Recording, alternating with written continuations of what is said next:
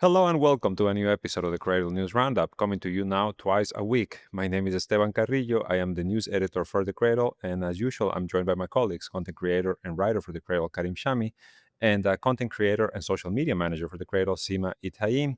And before we start, as usual, we just want to remind you to please leave a like, to share this video, to subscribe to our channel, and to check out our Patreon, where you can become a direct supporter of the Cradle and continue helping us do the work that we do here.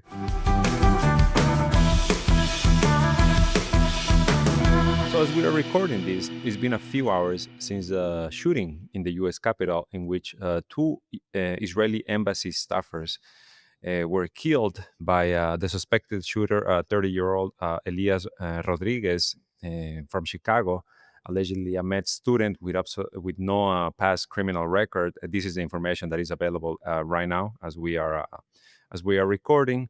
Some outlets are reporting a manifesto in which he speaks about, the Israeli atrocities in Gaza. And well, there's video, right, of his arrest in which he's seen yelling "Free Palestine, Free Palestine." And also in his manifesto, he mentions the late airman Aaron Bushnell, who, self-immolated, what is it now, like a bit more than a year ago, that he did this again, in protest for the U.S.-Israeli genocide of Palestinians in Gaza. Many questions remain about the shooting. Many theories are out there. We'll get into that right now. What I want to say is just that, the United States is the mass shooting capital of the world, so it's not really surprising that at some point this was going to happen. What is the interesting thing is that now you have Israeli officials blaming anti-Semitism, right? And not just anti-Semitism. You have Israeli officials saying that the criticism of the genocide in Gaza is what is opening the doors, for this anti-Semitic violence. And in particular, and this was going to be, originally the topic of this of today's podcast, and it's something we're going to get into in a few minutes. That all of a sudden you have Israeli allies from across, the board, finding their conscience, right? Waking up suddenly one day and finding their conscience and saying, "Hey, you know what? Killing and starving Palestinians, it's wrong. So let me speak out about it." 19 months into the genocide. So we'll get into that in a bit. But for now, I want to hear you guys' thoughts about what happened last night in Washington D.C. Right. So again, everyone's suspicious about this, but I'll give my thoughts on that in a second. So these were two Israeli embassy staffers. Apparently, they were set to be they were engaged, or they Engaged had to be planned married, yeah. Or no, yeah, they were about to be engaged. Sorry. right. They were planned to become engaged, and their names were Yaron Lishinsky and Sarah Lynn Milgram. I think both were Israeli. One had a German passport, the other had an American passport. Yaron, I was looking through his tweets. He was celebrating Yahya Sinwar's elimination, as the Israeli occupation army called it, and of course threatening to kill Abdul Malik al Houthi. All the typical Israeli kinds of tweets. Classic social media post, yes. Right. So, of course, the based on the manifesto that the independent journalist Klippenstein published, the motive was Gaza. And for some reason, this is very difficult for people to believe. I don't know why. I do understand that the timing is strange, considering it came one day after Israeli forces in the occupied West Bank opened fire towards an Arab European delegation, and in the wake of all the recent international rallying and condemnation of Israel. So people think that this is like, a Mossad false flag, etc. If you go to the initial tweet where we posted about this, if you look at the comments, everyone believes it's a false flag. Me, as the resident conspiracy theorist of the Cradle, I actually do not believe it's a false flag, but I understand why people would think that, and you can't rule either possibility out. People said things like it's strange that now all of a sudden they wanted to shift the focus to how Jews feel unsafe in the world again, and things like that, and that people commented that the arrest was weird because the police were so gentle with him. Whereas, for example, they were so violent with anti-genocide protesters outside of Senate hearings or on college campuses. But the thing is also, like, we don't know the context of it. Seems he turned himself in, and so it's very, I'm sure if they had caught him on the spot, they would have shot him to death. But because he kind of handed himself in afterwards, supposedly, and showed them the weapon and everything, then that also, makes things, that changes things. But so in this manifesto, he's obviously, if it's him, because Klippenstein says that he thinks that this is an authentic document because it's signed by Rodriguez and time-stamped um, before law enforcement even named him. So it's obvious that he's outraged by this, and as you mentioned, he mentioned Aaron Bushnell, basically. But yeah, and the only thing I want to say was I understand the suspicion, like the skepticism, but I find it ridiculous that people are ruling out the fact that this is not a setup because I'm almost insulted. I find it offensive that they think that the horrors that are unfolding in Gaza do not warrant these types of acts or are not capable of driving people to take these kinds of actions, especially when all else has failed. So, on the other hand, I see how Israel could benefit from this at a time when there's been this momentum and this losing the PR war and for wanting to crack down on free speech and the First Amendment and all of that. I understand that it could be used to crack down. I understand that it could be used to rally sympathy again, but I don't like how it's like scaring people into inaction, like whenever anyone does a concrete action, suddenly it's Mossad. Like basically you should never take action because then the enemy will use it as a pretext. So unless you're a victim, then you're not going to be like so Aaron Bushnell because he set himself on fire, it's okay. But if someone carries out an action against Israeli diplomatic personnel, all of a sudden it automatically becomes Mossad. And we see this online a lot.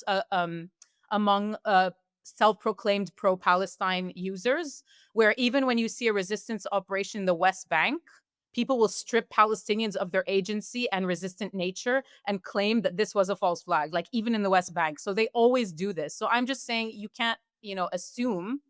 And the timing is strange, but I personally do not believe that it's a false flag.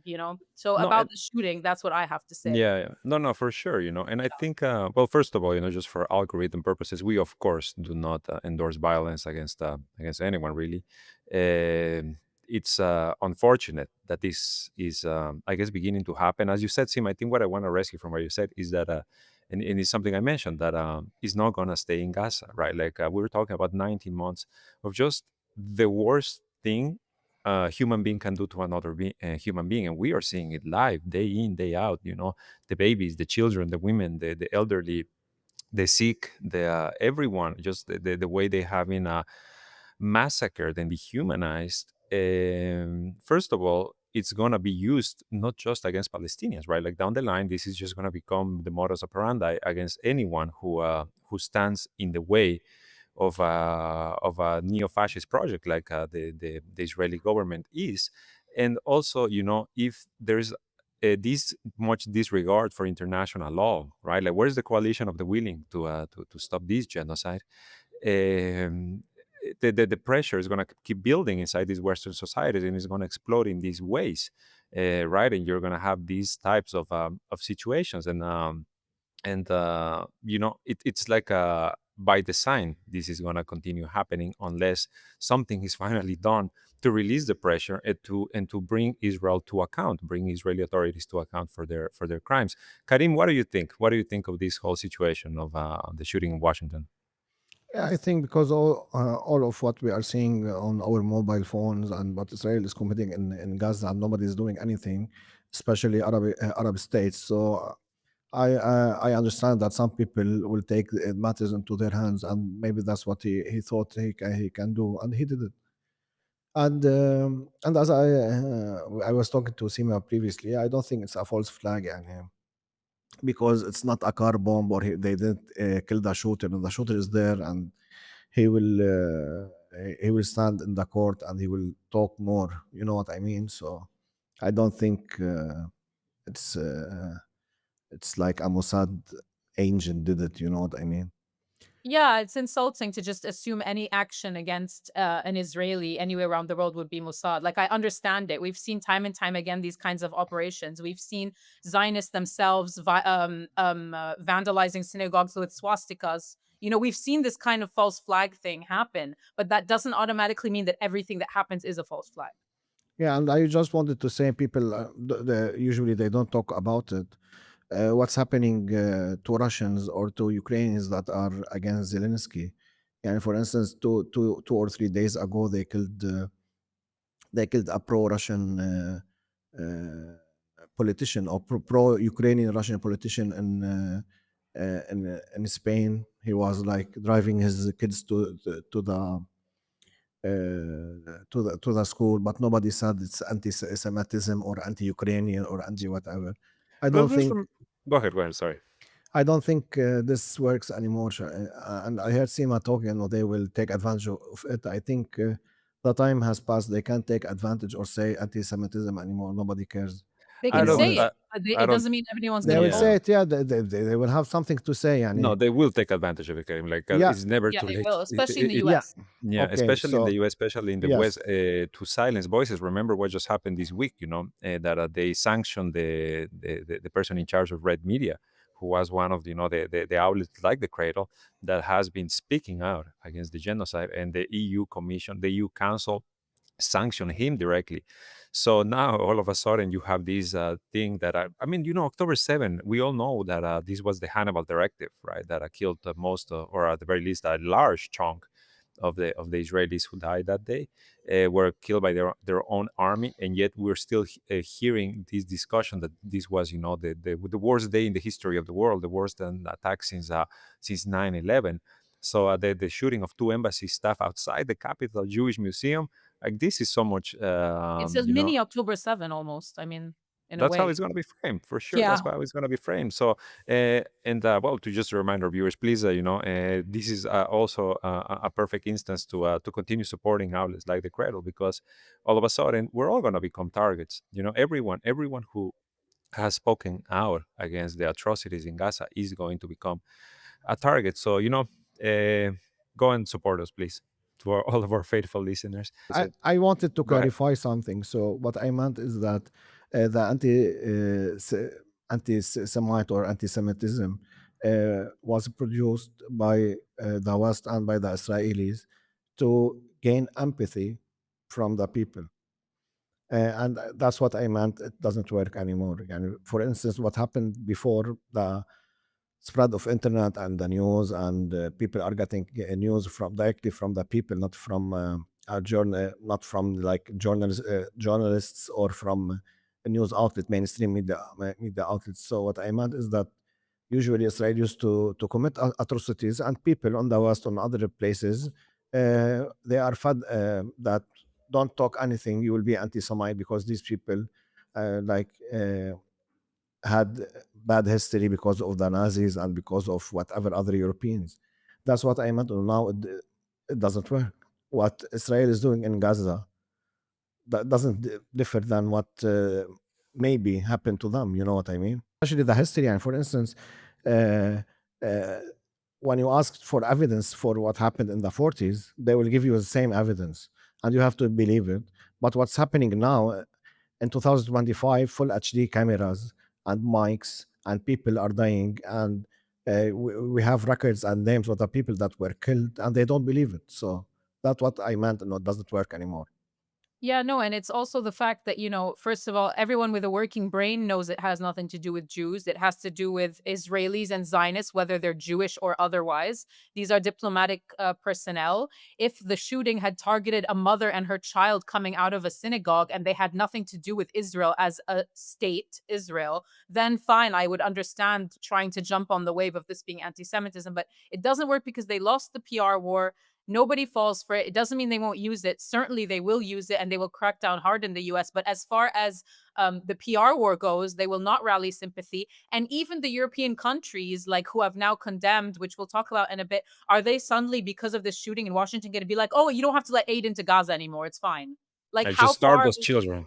like how far will they be able to use it? I'm not sure about that. And I'm not saying that it's not a false flag. I'm just saying I don't believe it is, and I'm not ruling out that it could be. I just don't see how, based on him, and he's been to pro Gaza protests. So I don't like the automatic, oh, it's Mossad. Like, this really strips all of us of our agency. We're always victims. We're never allowed to take action. It's always is again, I mentioned this in the podcast before, like the people who say that October 7 was Israelis dressed up as Qassam brigades carrying out, Al-Aqsa flood. So, it's you can't come and assume that you can give your opinion. I don't think it's a false flag. You think it's false. That's fine.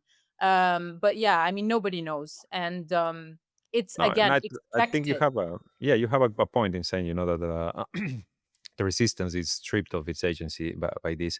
Let's discuss the other shooting, the one you also made a you alluded to, Sima, which was the Israeli army shooting on a delegation of about 25 of about 25 nations, diplomats, consuls, ambassadors, you name it, from like they were like officials from China, from Russia, from Brazil, from as you said, from Arab and European nations.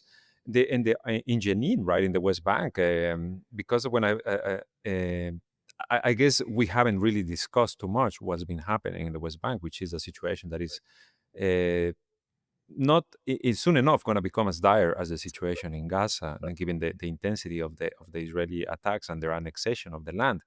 But Israel responds to this shooting by calling it an inconvenience, right? Like this was just an inconvenient event that shouldn't have happened, and all of a sudden you have multiple nations summoning their Israeli ambassadors to ask for clarification, to file letters of condemnation. And I guess, and yet another example for the entire world to see of just how the Israeli army operates, right? Just truly how their actions are just unlawful from left to right, from top to bottom. They operate like they have every right in the world to shoot at anyone right now at this point, even diplomats. So also this is part, right, like these condemnations are part of this wider trend over the past couple of weeks, maybe a bit more, right? Maybe the past 3 weeks, let's say, that all of a sudden you have officials at the EU and some officials, I don't know Mhm. if in the US, but like in Canada, right, like this joint statement from Canada, France, the UK, in which they threaten concrete actions. What are those actions? Who knows? Go ask them. Go ask Mark Carney and Keir Starmer. But you see them kind of, finally being like, this is a bit too much. What we're seeing out of Gaza, finally after 19 months, it's a bit too much for our sensibility. So what do we make of all of this? Well, Karim has his own view on that, and I'll let him speak in a second. But I just wanted to say that this is a shift in international policy, but it's still nothing. Like if you look back at what the European Association Agreement is with Israel, how long it's been in place, the fact that the Article 2, the human rights violations clause, like they've never done anything about this, and we've seen human rights violations over and over again for decades. So like, great, now they're I don't know. Just even with the UK and suspending the trade negotiation. I mean, great, but like, it's something, but it's still nothing. If you get what I mean. Karim, go ahead. Yeah, first I want to clarify that I don't think they did all this like campaign against Netanyahu because they are they are very sad of what's happening in Palestine. They are only afraid because the recreation Israel is in danger because of the PR that happened. So they see that we have to like eliminate Netanyahu or get another one. So we blame everything that happened on Netanyahu. It's not the people of Israel or the idea of Israel But Yeah, not the that's Zionist wrong. project. It's Netanyahu. So, my opinion differs with Sima is that I think really the time is approaching for Netanyahu to resign or to whatever To be happens to him removed. or they do or to be removed. Mhm. Because for me, they gave Israel 2 years, and I think 2 years is enough. And Netanyahu already destroyed the image of Israel, and they want to end the war. Yani eventually, we can all agree, us and the viewers, that the war should come to an end at a certain point. So if it's coming now, that's why they are doing all this propaganda against him. I don't think they would do this without taking orders or without them feeling or knowing what will happen. Because everybody, yani, as you mentioned last time, Piers Morgan, last time I saw like on CNN report, I was like checking out, is this CNN? You know what I mean? And BBC and all these leaders, I don't think they talk like yani, without a reason. And as I said, we have the same as the Europeans in the Arab world, which as the Gulf countries. Usually, they wait and until when they feel or when they know that the conflict is coming to an end, they will jump in, and they will pay money or say statements, so people will thank them, so Yeah, people will think they did a thing, they jump on the for the cause. bandwagon, right? Yeah. On the So that's my opinion of why we are hearing this, and we are reading such statements now. Yeah, where I agree with Karim is that this has nothing to do with their compassion. It has to do with their image, right? And then where I disagree with Karim is that he thinks that because the end of the war is approaching and Trump administration wants to end the war, the Europeans and the British are jumping in to say their bit so that they can take credit and save face basically before the end of the war approaches. So that's the part I don't agree with. I agree, I don't believe that the US wants to end the war, and trust me, believe me, I hope I'm wrong, but I believe that the whole reason they're doing this whole push for aid is so that Israel can actually continue to do what it's doing in Gaza. Like, you can do whatever you want, but just let the aid in. Okay, because the aid is what's really destroying their image. You know what I'm saying? They don't give a damn what happens, but their blank check to Israel makes a mockery of this rules based order that they preach everywhere, like in Ukraine. So now threatening Israel weekly is like reputation management. It's damage control in front of the global south, especially because of how big this gap has gotten between what they say and what they do. So, again, I hope I'm wrong, but this is about preserving the image of Western moral superiority and actually allowing Israel to be able to continue. Like, go for it, do Gideon's chariots, but just make sure that when you kill them, their stomachs are full and they have medicine, and so this hypocrisy is becoming too apparent. And I do agree with Karim that the US really wants to save the sinking ship that is Israel and its image, and the US's image is also being compromised. And David Lammy said himself that the relationship is like at risk, but only because of image, really, if you think about it. And if you hear what David Lammy said, he essentially said that you just let the aid in so that you can continue. I swear that's basically what he said. Like, great, he said there were some powerful statements, but I get Karim's point of view, and logically, the end of the war should be approaching. So I agree with you. But if US wanted to end this war, it would have already given guarantees to Hamas, which is basically the only thing Hamas is demanding. The US is not capable of, doesn't want to. Mish is not, whether it's not capable or doesn't want to is up for debate. I don't see that the US wants to stop Israel right now. The US could have given Hamas the guarantees, because I saw the report that Hamas was like, we need the guarantees. Trump needs to announce the ceasefire himself. Khalil Haya needs to shake hands with Witkoff, whatever it is. It's like the US would have already given these guarantees if it wanted to end the war. Letting in aid is not to end the war. US and Israel pushing for the Witkoff proposal or pushing for a prisoner exchange deal is the opposite of wanting to end the war. It's getting the prisoners out, the captives, so that they can continue the war. And you wrote about this yesterday, Esteban, that now the new Netanyahu's new conditions, right, for ending the war supposedly is not only Hamas's exile and disarmament, but the full ethnic cleansing of Gaza. Because now Trump's plan is his new condition for ending the war, and Trump's plan is an expulsion plan. They call it, of course, voluntary migration, but they've destroyed everything and forced them to they've made them want to leave.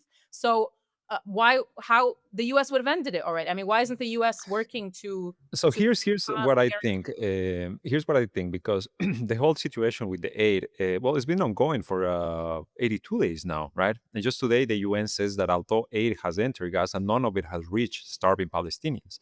So it's still kind of like a smokescreen in a way.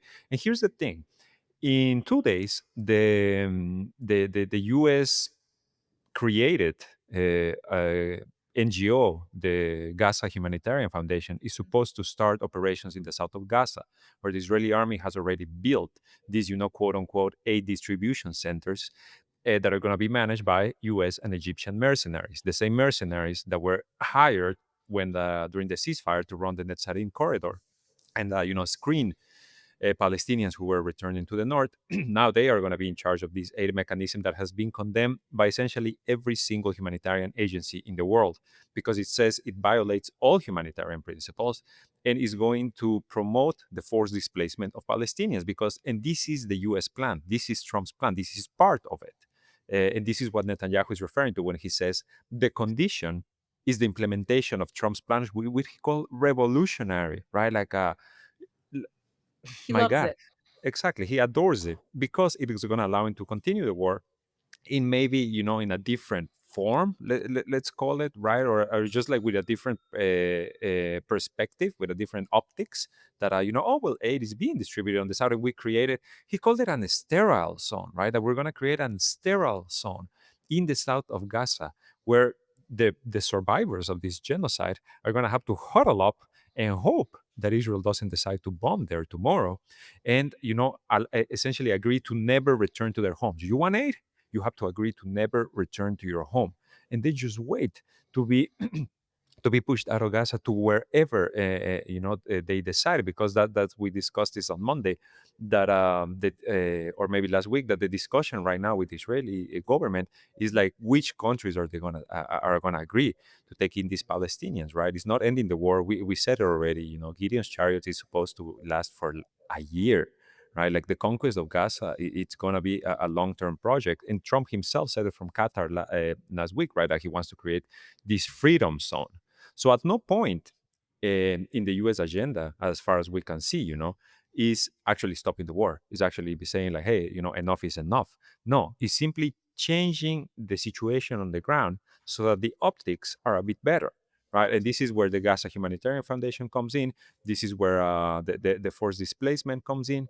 And now with the shooting in D.C., all of a sudden you have this excuse to go after anyone who speaks against the genocide, in particular, those in authority, in the position of authority. This also comes, just in a few weeks. There's going to be this UN summit in which France and Saudi Arabia are are spearheading this effort for a quote unquote two-state solution, in which is being described as a point of no return for Israel. And there's also going to be a vote at the Security Council at the end of this month, which is also, I don't have the fact right now, but it's related obviously to the situation in Gaza and the West Bank. And Israel, of course, is lobbying for Washington to give them the veto. The long beloved veto that the US always gives. Yeah. Exactly. So I just want to comment. I don't think even the United States care about aid. That's why what I am thinking of is that It's an I image. think they gave Trump gave Netanyahu one more month. That's why the Israeli army now is getting crazy, and they bombing and killing at least 100 Palestinians every day. minimum. Yeah, yeah. The Inshallah. United States is a country that bombed Hiroshima and Nagasaki twice within the same week, and killed like hundreds of thousands of Japanese. Yeah. The United States killed 1 million Iraqi, and then after like 6-7 years, they said, "Oh, we were this was allies. We just Yeah. wanted to occupy Iraq." This is the same United States when Madeleine Albright was asked in 1996, 500,000 Iraqis died because of Was your it worth it? sanctions, and Mhm. she said, "I think this is worth it." So the Americans, and especially Trump. Trump is a white supremacist. He only cares about blonde people with green eyes. I used to argue and say no, but yesterday, what he did, I was amazed. I don't know. He seems to be taken a bit by Arabs today, Yeah, especially yeah, former Al Qaeda commanders. yeah, I know. Maybe because he has brown eyes, not black eyes. But did you see what he did yesterday with the No. South African president? Ah, yes, yes, yes, yes. He That was such a South clown show. Africa, there's many things in South Africa. People are suffering, and of course, the poor people are blacks. And then he displayed in the front of the guy who was like came flying 12 hours and show him, Cyril Ramaphosa, the president. yeah, and he showed him a video of white people suffering in South Africa. That's too much, so this guy only cares about his European descendants. And again, I used to argue against that, but now I'm 100% sure. So I think if there's activists that are hearing me, just show Trump that there is blonde people in Gaza, and the war will end in 1 week. But currently, he doesn't know that, so we have to suffer, and we have to wait. But that's my opinion. Nobody cares about the aid, Of yeah, and course they don't. especially the UK that killed like I don't know how many millions in India and Africa. Sorry, because I don't have time to read all this history. Nobody cares about what's happening. Hundreds, They yeah. are they care about the creation, the image of Israel that they put in this region, and they are smart enough to know to acknowledge if this persists, Israel can't do deals with anybody. any individuals. Nobody will go to Israel, and the Israelis will not be safe outside their country. And for instance, yesterday, bunch of females from Thailand يعني hit and like broke the nose of an Israeli tourist because he's tourist. And in Italy, there's protest because a girl kicked out Israelis. They don't. It's not because he's tourist, because this has been happening for a while now. It's because Yeah, they are so obnoxious. And like I read this, that the Thai government a few months ago, they put out this AI tool that is essentially, for Israeli tourists to like teach them how to behave, how not to be the worst people in the world. So, but it's still right. It's still happening. What you were saying in Italy as well. yeah. We know that spoiled kids are the worst. Imagine you're a spoiled kid in Israel who was taught since he was born that he's superior and everybody around him is a slave. So that's how they act. That God, gave them what they have, what they took. I mean, Although most of them are not religious, which is very weird, but that's what they are taught. Yeah, of course. They're better than everybody. And that's yeah.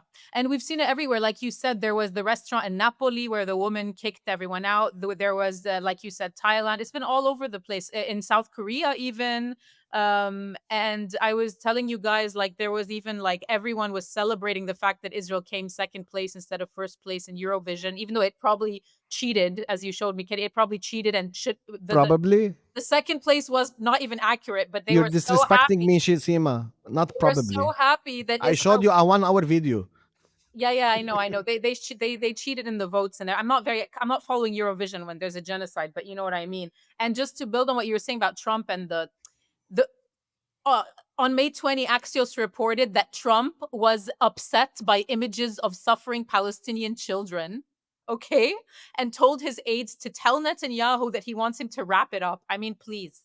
Please. I mean, at least with Biden, yani, the only credit I can give Trump is like publicly is that he's not pretending he's against Gideon's chariots, whereas Biden pretended he was against them entering Rafah. But beyond that, like that's the only credit I can give Trump. Beyond that, it's like what? Like really, I'm supposed to believe that the images upset him now? Like why didn't they upset him a month ago? Like really? Like this is an Axios invention. I don't know if it was Barak Ravid or someone else. It doesn't matter. They're all Mossad and CIA journalists. yeah, This is Barack just Rabbit, former Unit 8200 intelligence. yeah, I mean, really, I don't know. This just like I would have believed it more if they left out the sentence about Trump being upset by the images of Palestinian children. I mean, I chose not to report on it. I didn't want to give it oxygen. It's like an insult to my intelligence. It's like laughing in our faces, basically. And but with all of this stuff we're seeing, I mock it, but actually, in reality, this shift that we're seeing internationally, although it translates to nothing on the ground, Israel hates it. Mhm. Israel hates it so much. It hates being isolated. It hates diplomatic pressure and international isolation. And, even with Trump and his Gulf tour and whatever, even though I don't believe Trump is on bad terms with Netanyahu, but Israel hates being sidelined in regional diplomacy. So all of this is happening at the same time. Like Trump's deals with the cash cows in the Gulf, Israel was excluded from the discussions. I think even Trump meeting with Ahmad al-Shara Julani and the lifting the sanctions on Syria, Israel hated that.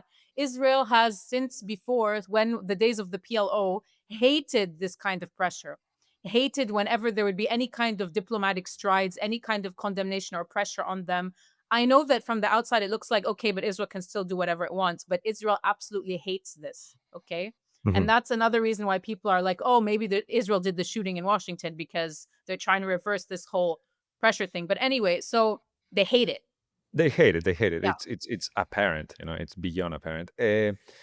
Something else that's been happening that was reported this week that kind of falls under this very discussion is the alleged Israeli plans to launch an imminent attack on Iran, on Iranian nuclear facilities. Right, like all of a sudden, I think it was Monday or Tuesday, the Western news outlets and Israeli news outlets were like awash with these reports of that Israel's conducting air exercises, and they're uh, doing other, preparing allegedly for this imminent attack on Iran, and that they are betting on the talks, on the nuclear talks, to collapse so that they can launch this attack, because according to them, the window of opportunity is closing on them. That, I'm not sure exactly what they mean with the window of opportunity. Like, it feels like they see themselves capable of destroying Iran's nuclear facilities without much effort. I don't know if the window of opportunity means, the bombers in Diego Garcia, or the U.S. support. Maybe it's before what we were just discussing, the UN conference, or the Security Council. In any case, do we buy this? Do we buy these reports that Israel is going to, imminently attack Iran, or are they going to gain more traction now? After the shooting, which at the end of the day is going to be blamed on Iran. Allah, I have a very short answer. If True Promise 3 happened, I will tell you this is a joke, but because it didn't happen, yeah, there's a big, big chance Israel will attack Iran. I unfortunately agree. If Charmin was here, she would lose her marbles. But I do agree with Karim. I think if Iran didn't respond to the last one, why would it respond to this one? People would argue the opposite, right? That like what it's their nuclear facilities. Of course they're going to respond, and they've threatened and this and that. I don't think. I hope that they do. Like I hope that they surprise us, but I don't think that Iran will do anything. And I really, again, I'm every time I say what I think, I hope I'm wrong. I genuinely hope I'm wrong. Like I do. I But guess I'll fill in for Sherman Or they, this they, they week. yeah, you might can take Charmin's role today. they might retaliate, but they will retaliate. The point is that always, always, always, Israel is the one who begins. So Yes. Israel is always prepared. So if Israel What are you goes and talking bomb about, that, Karim? They're the victims. They're the victims, yeah, man. By the way, yeah, I'm not mocking They're gonna Iran, get by the way. canceled. I'm What? not mocking Iran, and I know it's part of Iran's doctrine to never initiate conflict, but here we're talking about responding, not Yeah. initiating. I'm not great respect for Iran for its achievements. I'm just saying, from what we've seen, yeah. Go ahead. yeah. So what I So was saying is that usually Israel is the one who begins the attack. mhm. So if Israel bombs and Iran and it waits for the attacks and they like, for instance, fly their airplanes to Cyprus or whatever, and Iran will retaliate in like such facilities. Hmm. So if I let am me an Israeli general, I will attack Iran. let me just show you quickly. I just loaded Haaretz, and this is their headline. I don't know if you can read. Globalize the Intifada, how an anti-Semitic attack brought Gaza war to DC. Exactly. I've seen it all over Twitter, the Zionists. They're like, that's what And they this mean is when they the say this globalize is the the Intifada. lefty outlet, right? This is the lefty progressive outlet in Israel. Okay, let me play devil's advocate for a second here. So the retaliation, right? If Israel attacks Iran, I think we also need to consider the fact that these deals that Trump got in the Gulf last week, right, which amount to more than $2 trillion, over the span, I think, of 10 years, but that's the final value, between Saudi, Qatar, and the Emiratis. Uh, Before the check clears, or no, let me rephrase that. The check is not going to clear if you have a war on your borders, right? If all of a sudden you have a full blown war that is quite literally over the heads of MBS, MBZ, and Al Thani in Doha, their economies are going to be hurt by this, right? Like, war is profitable when it's not very close to your borders, right? When it's far away, as we have seen with the US and the Gulf countries and Israel and etc., it's good business, right? But when it's so much closer to you and might actually affect your industries, right? As Karim always likes to point out, the Saudis backed away from Yemen when they realized that Yemen could very easily hit their Aramco facilities, right? Their oil facilities. So then they really got, like, they began second guessing whether they wanted this or not. And I feel like if Israel launches this attack on Iran, which, according to Western reports, would be done without the approval of the United States, and I would take that with a huge grain of salt. Then all of a sudden you wouldn't have the coordination. Although I don't think Israel is actually capable of launching an attack on Iran without a coordination with the U.S. because of the refueling, right? Like, if they want to do one, they probably are gonna launch an air-to-surface missile, and they need refueling planes to make it back. Right? Are they all gonna go kamikaze all of a sudden? No, it's with Maybe. the US. The US will Not just pretend it didn't know, like it pretended it didn't know about Said Hassan's assassination and everything else. not only that, we have also to mention that Iraq is occupied by the United States. So if And their Israel airspace, wants to right? bomb, Remember, there was yeah, used during one of the Israeli attacks on Iran, and they used yeah, Iraqi airspace. they have no other option. They have to attack it from Iraq, from above Iraq, and there is nothing in Iraq. And Iraq is fully occupied from north to south by the Americans since 22 years, and they don't have even access to radars. Iraqis don't know what's there above them, and I'm 100% sure of that. And even they say it. They don't know which airplane approach or go back unless the Americans tell them, or unless the Americans, they know some people in Iraq that they Yeah. give them this information. So of course they have to talk Yeah. to the United But States I before. think, like at the end, I think, that Iran would retaliate because an attack on the nuclear facilities, there's no really going back from that. It's not, I mean, at the same time, you could say that there was no going back from an attack on, the presidential guest house in Tehran. But I would imagine, a nuclear, uh, an attack on their nuclear facilities it's a different So beast. that's Although fine. we have heard from, first of all, we have heard from U.S. intelligence. We have heard two things in the past year. One, Iran is not building a bomb. This is what Tulsi Gabbard said a few months ago. She confirmed, that there's no evidence that they're building a bomb. Second thing, U.S. officials have said that an attack on Iranian nuclear facilities would, at best, set back their program about 3 months because Iran has been very diligent in burying their nuclear facilities way deep underground. So, what does Israel want to achieve with this? I think is what they have wanted to achieve from the beginning, which is all-out war. Right? They took out Hezbollah in Lebanon to a large extent. They, completely took out Syria. They are far enough from Yemen that the threat can be handled in a way or another. And now, the head of the snake, right? At the end of the day, it's Iran. So it really, I think it's really up in the air, right? Like, the Netanyahu government in particular, Benjamin Netanyahu is gonna do everything in his power to cling to power, right? And starting a war with Iran as well, possibly. I wouldn't give the possibility away completely, but I do think that the response will be there, and I also think that all of a sudden you would have a Gulf freakout over this war that I was not coordinated with any of them.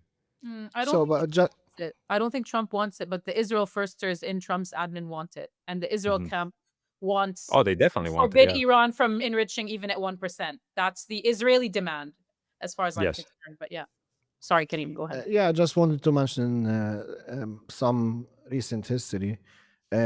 You mentioned about Saudi Arabia that they don't want war near their borders, but Saudi Arabia funded the full war between Saddam Hussein uh, and Iran from 1979 till like 1988 or 89, and it was near its border. And then the Saudis pushed more than the Israelis to bomb Saddam Hussein in 2003, although Oh, everybody knew that there is no MWA.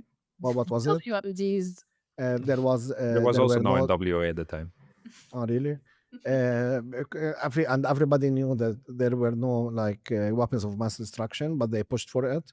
And the funny part, not the funny part, but the reality is that Iran had war with Saddam Hussein, and they say around 1 million Iraqis and Iranians died in this war.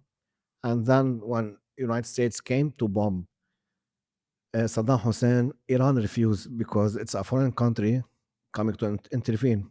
Who gave them the bases and the money to do it? Saudi Arabia. And they even like they were in danger because everybody was afraid from Saddam Hussein. They will get bombed.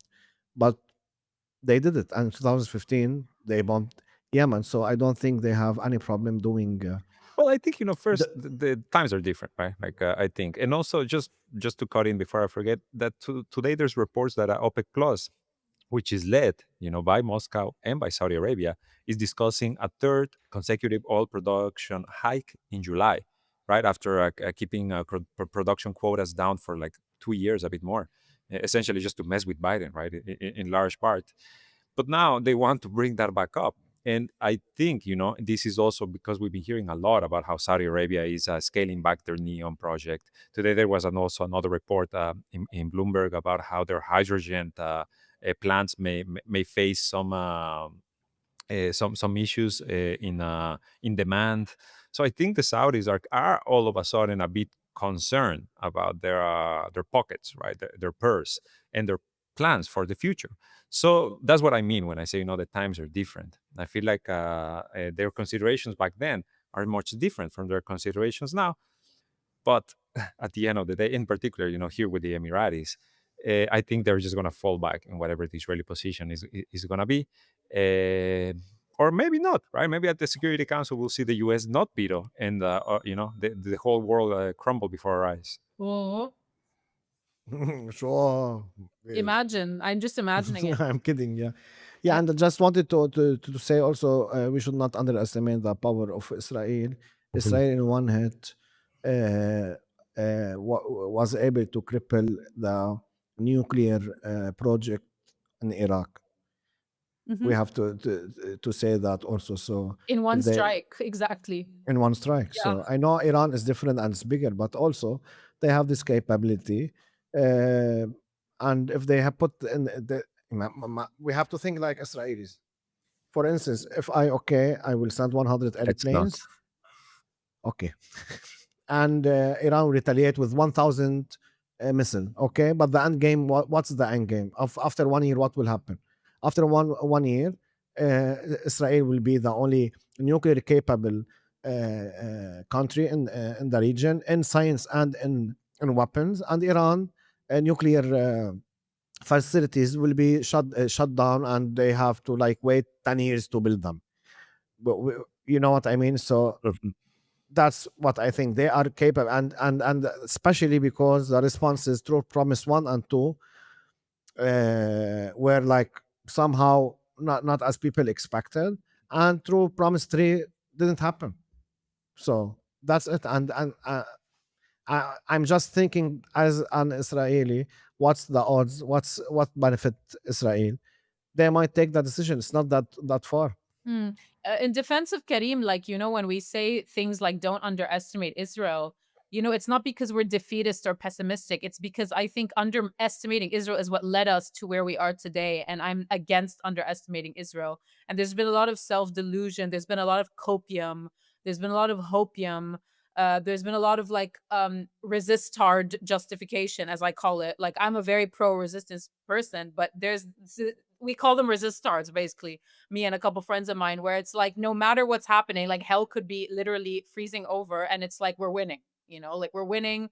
Like, I am the first person who sees that Israel's temporary, that Israel's extremely fragile even with all its bombs, that Israel is a failed project. But that doesn't mean that I underestimate it, and I think that that was the biggest mistake coming from our side. And maybe Karim's wrong and Iran could absorb the hit and would do an incredible response. And I really, personally, I'm not going to jump to any conclusions. Like, maybe Iran could take it. Maybe Iran can take a whole war. I would prefer that Iran doesn't have to go into a war. But I mean, yeah. So when we say don't underestimate Israel, that is not, us being brainwashed by Zionist propaganda.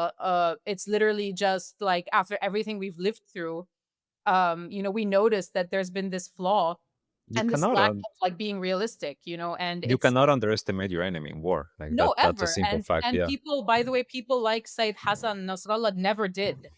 Maybe the people around him did, the pro Hezbollah media did, but Said Hassan Nasrallah himself never did. And a lot of other, well, that's another subject. But yeah. Something Yeah, and interesting, I and just want to clarify something fast. I know Iran is capable and very strong and blah blah blah, but you have to take the who in Iran can take that decision or the political decision to, for instance, wipe out a city in Israel. I don't think there's anybody who's capable to take this decision now. While in Israel, the smallest or the non-official is able to take this decision. This is a big difference. Yani, you have Israel zero morals, and you have Iran with morals, Yeah. and you Opposite put doctrine. them in fights. Yeah, and Mm. you have a side that is willing to kill you and your parents and your newborn baby, and like to destroy all your genes to 1,000 back. And there's another party. Oh, we only target your weapon. So this is also uh, It's something to consider. complete opposites, Israel's war doctrine versus Iran's war doctrine. And actually, people don't know this, but a lot of Israel's war doctrine actually does come from the Old Testament, in the same way that a lot of Iran's war doctrine comes from Islamic scripture. And Iran's war doctrine forbids it from targeting civilians, which is basically the opposite of Israel's war doctrine, because in Israel's war doctrine, literally, they can invoke this holy war, this thing called harem, which is like a destruction of an entire population. It's divinely sanctioned, it's permitted, and they do it not only for conquest, but even as purification. Like this is like it's like a cleansing. Like it is literally justifiable to wipe out an entire population. Yes. כל תינוק בעזה הוא אויב. So how do you put someone like that against someone like Iran who has like almost the opposite war doctrine? Like I don't know how that works. I commend Iran for having stood up to Israel and gone through everything that's gone through, but I don't see how it works, honestly. It's a skewed scale. Of course, when you find an enemy that has absolutely no morals, no concern for any human life, it's a bit of a difficult fight. Something interesting just came out right now that I'm seeing. Just to go back quickly to this UN summit about the two-state solution. Apparently, France and Saudi Arabia, part of this summit, is a proposal to disarm Hamas, but leave them inside Gaza, right, as a political entity. And apparently, Saudi Arabia is the one that has been reaching, trying to get this agreement in place. And this, I guess, what it does, it's puts yet another question mark on this whole UN summit, on the two-state solution, because as we mentioned, right, not to recapitulate everything, but one of the talking points is also is not just recognition of Palestine, but it's also recognition of Israel. So it's normalization, right? Like it calls for UN member states to recognize a Palestinian state, but also to recognize Israel, right? So and then all of a sudden you would have kind of like this blanket normalization agreement with every nation that has yet to formally recognize the Israeli entity. So now apparently they want to include a Hamas disarmament in this report. Before we finish, I wanna get your guys' thoughts in a couple of things that also happened this week in Syria. Two things really. One, Marco Rubio. He gives this address to the Senate a few days ago, and he says that the current administration in Syria faces many challenges, and among them he talks about a full-scale civil war, that this could happen in weeks. He said, right? Like he says, not months, weeks. This is one thing that he said that I want to get your thoughts on. The second thing is an attack on the Russian airbase in the Hmeimim airbase in the coast of Syria, in which as many as 6 Russian soldiers were allegedly killed, according to local reports, in an attack that it's believed to be an attack by the government, by government forces, right? These same forces that have been ethnically cleansing the Alawites, that have been trying to stir up chaos with the Druze, that were fighting, that are still actually, because fighting reignited in the north of Syria with the SDF, with the Kurds around Tishrin Dam. So they apparently launched an attack on the Russian base, right? And one thing that Rubio also says during this, a warning, he says that the government in Syria also needs to rethink whether they want foreign bases in their country or not. Of course, when he says foreign, he doesn't mean the US, because the US is never a foreign actor, right? He means the Russians. So, what do you make of Rubio's statements, and what do you think about this attack on the Russian airbase? And I think will have an unpopular opinion, and maybe people will attack me What's new? in the comments. You got to stay I on don't brand, think Karim. Marco Rubio understands what's happening in Syria. Nothing will happen in Syria currently. Saudi Arabia wants Sharia, Qatar wants Sharia, UAE wants Sharia, Turkey wants Sharia. Okay, and usually these are the people that make like destabilize the region. If all these countries want him, who cares? And of course, previously we know that Israel also they spoke blah blah blah Sharia. No, we don't want. But Israel now has they occupy south of Syria, and we know that the Israelis, since they are born, they are taught about the spy Cohen. Eli Cohen.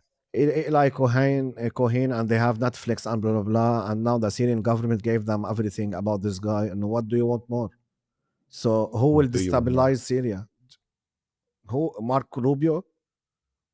Well, The United States as a country can, but when Marco Rubio goes and talk to his master, the Trump, Mr. Trump, he will tell him, man, we got an airplane. I gave my word. They gave us billions of dollars. Let them do whatever in Syria.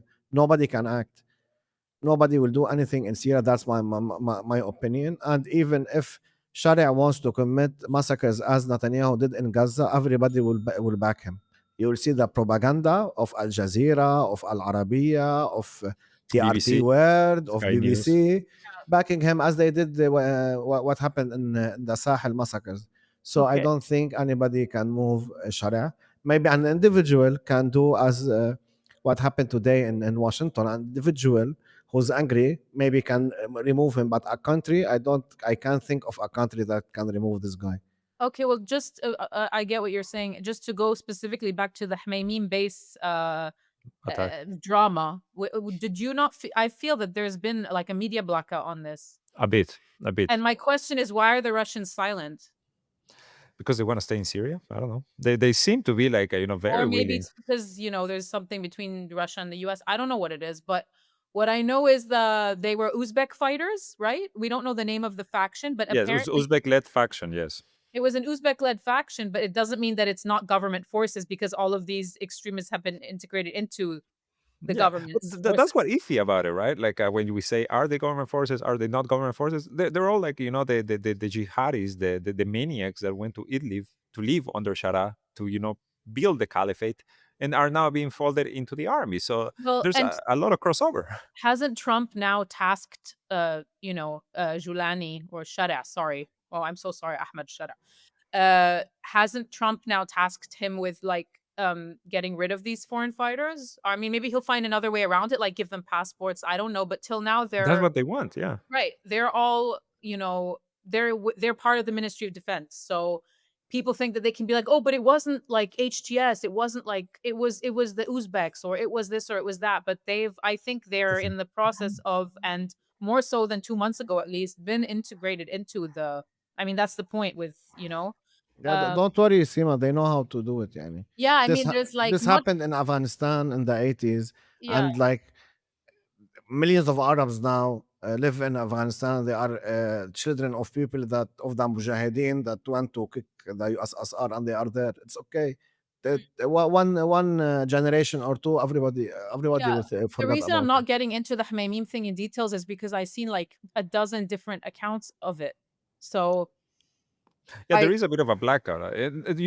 Sadly, that's the issue with Syria right now yeah. because there's so little coming out of just what's happening, right? Like killings, for example, in Aleppo are still happening. Like targeted assassinations are still happening. I think some clashes have also been reported recently in Deraa, in the south. So Mm, instability is there. Again, kind of giving a bit of credence to what mm, Rubio said, right? That this is still kind of a country mired of in course. instability. Although I feel like, I don't disagree with Karim when he says he doesn't actually know. Like, no, Marco Rubio doesn't really. No, no. But remember, Um, Israel wants Syria weak and dismantled, right? So people mhm. shouldn't think that, I mean, anyone who believes what we believe, which is that Israel wanted Assad gone and now celebrates that Assad's been gone and even takes credit, that doesn't mean that Israel like wants Julani to thrive. Like Israel wants Syria to stay. Ma, Um, they know they are smart. He can't thrive. This is a guy who went to Al Qaeda in Iraq and then went to Syria, Idlib, and he's responsible at least for me not to exaggerate around 10% of the killings and like beheadings that we saw in Iraq and Syria. Let's say 5%. Okay, so this guy, how can he come now and rule? The rule who rules now is Turkey, and now and then we see delegations. Yeah, and of course the UK intelligence is behind him because, as Ford, the previous Oh, this ambassador video to is Syria, amazing. Yes. yeah, he said that the UK NGO, uh, whatever organization came Hired and him. told him, Yeah. yeah, and told him, hired him. They want like to clean the image of Sharia, and Mhm. we know now UK and Turkey is behind him, Yeah. but he can't build a country. The people that are in his country used to also behead and kill people. So Yeah. And it's interesting, this Robert Ford video, and I'm sure we'll play it here just so our audience can get a look at just how how things are made, right? How it works behind the scenes. Starting in 2023, a British non-government organization invited me to help them bring this guy out of the terrorist world and into regular politics. This guy was in Al-Qaeda in Iraq. This guy, who's now the president of Syria, that's him on the left in his Al-Qaeda guise. And he was a senior Al-Qaeda commander up in northern Iraq in a city called Mosul. For Americans who were in Iraq, you might remember Mosul was one of the worst, nastiest places. The State Department actually lost 5 diplomatic personnel in 2 different car bombs up in Mosul during that time, and hundreds of American soldiers were killed or injured up in that Mosul area by this guy and his fighters. Starting in 2023, a British non-government organization which specializes in conflict resolution invited me to help them bring this guy out of the terrorist world and into regular politics. So the first time I met him, this guy's name is nom de guerre was Abdulkader Jolani, but his actual name is Ahmed Shara, which he only revealed to the world after he captured Damascus. First time I met him, I sat down next to him. I said, never in a million years could I imagine that I would be sitting next to you. And he said, Wallah ana, me neither. He never apologized for the terrorist attacks in Iraq or in Syria. But he also said, you know, now I am governing an opposition-held area of northwest Syria, and I am learning that the tactics and the principles that I was following in Iraq do not apply when you actually have to govern 4 million people. This guy rejected elections, totally rejected elections in Iraq, and I was there organizing elections with the American government. And he rejected him. He was like blowing up polling stations.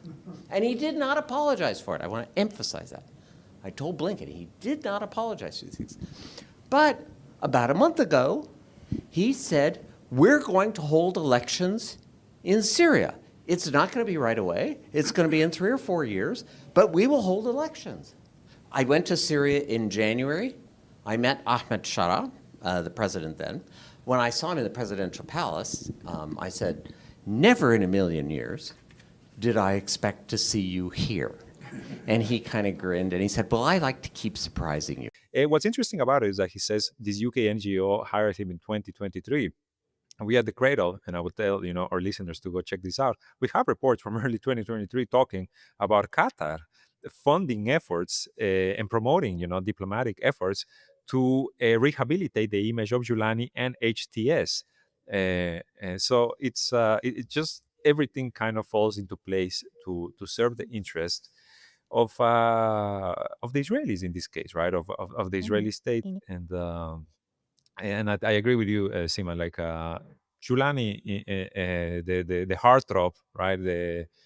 The apple of Donald Trump's eyes, is gonna stay there, right? He's not gonna be removed, because at the moment he has the support of everyone. Like everyone wants to work with him, and you have Syria, and I mentioned this in the podcast, and I think we have a feature about it that I saw last night about how now you have the World Bank and the IMF just rubbing their hands, looking at Syria, being like, yes, this is our next target now. Yeah, I mean, look, I'm just saying, like, even with, because, we saw the whole thing with the demands, Trump's demands, the foreign fighters, the chemical weapons, the expelling the Palestinian factions, the Abraham Accords, like, just even if Syria does normalize with Israel, that doesn't mean Israel's going to allow Syria to prosper. Like, has Israel allowed Egypt to prosper? Or Jordan. Or I mean, Jordan? some people in Egypt, right? Or Like Jordan. with Look some at people how, in no, but Syria. that's my point, is that even after Syria has been neutered and is no longer in any way a threat to Israel, it will keep making a drama about being under threat. Look at every time the Egyptian army moves like 2 centimeters, the Israeli media makes like a massive drama about it, and gets like all, like on high alert. And I mean, it's Israel wants Syria in shit. I want the best for Syria, regardless of who is in power, but Israel will not allow that to happen. And that's that's how I see it right now. Is that meme of that Iraqi official, I think, who says that if war breaks out between the U.S. and Satan, I will stand on the side of Satan because the U.S. is the greater Satan. So Yeah. I see your point, Sima. Yeah, I mean, when Hezbollah was being bombed, you had people in Idlib holding up signs in Hebrew saying "Thank you, Netanyahu." So, do you think now that if Israel kills Julani, I will say "Thank you, Netanyahu" and celebrate?